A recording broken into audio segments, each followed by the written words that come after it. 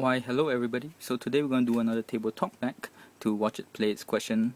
And today's question of thought would be on the 98.7% jerk-free question. Now it comes in two parts. So first question is the hobby of board gaming of a social positive one, and what do I attribute it to?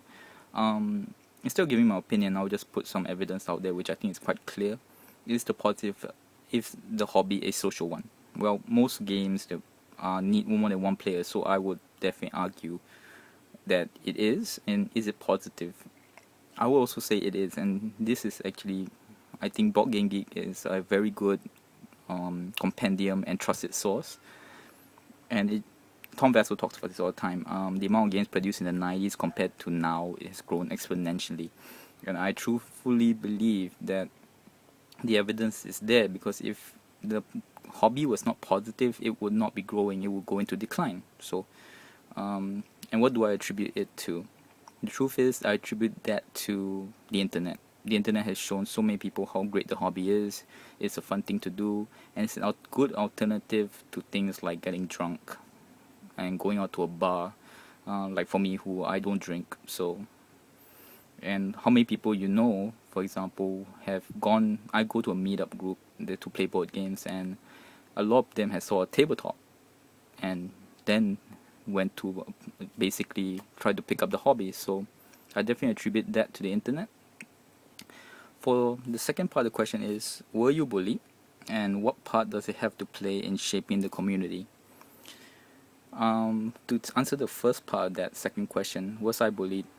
I'm not one to lie, yes, but mine was verbal, much more verbal, in a way is that my English. I live in Singapore, and in Singapore, it's a mishmash of several Asian communities coming together, and and they all speak different languages. Our official language is Malay, but actually everybody here speaks English. It's just to varying degrees of fluency, and there tends to be a tendency of them cutting out the essential some words in a sentence. Like instead of "I'm going to hospital," they would say "I go hospital lah." And so because my parents were more protective, I didn't tend to go. I tend to watch a lot of TV, and I would emulate the cartoons I watched, which were American cartoons. So I spoke differently.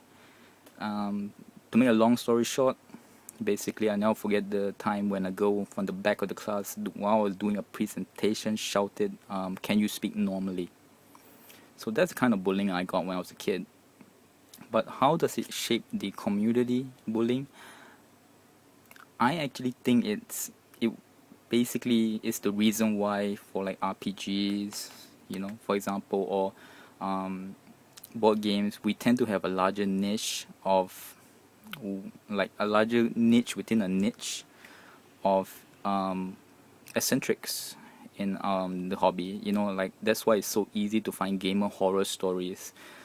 Like, of course, most of us are normal, and many are even fantastic. But the truth is that it's not hard to find a weird person in a gaming group of significant size. Just turn around the corner, you probably find one.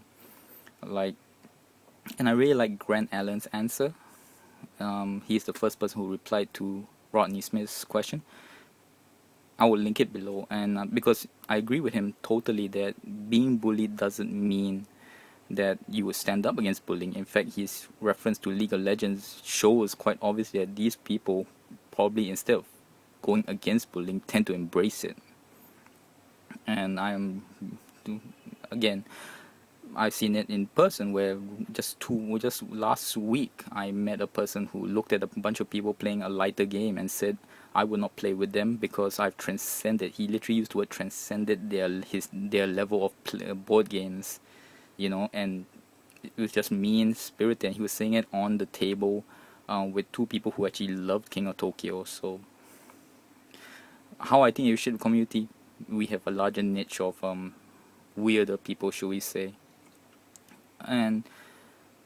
But the board game community is growing, and that's a fantastic thing. And God heavens knows that I'm just happy that most of us are nice and normal, basically. It's all you can ask, really. Nice, normal people. So, thank you very much. Good questions, Ronnie. And till next word.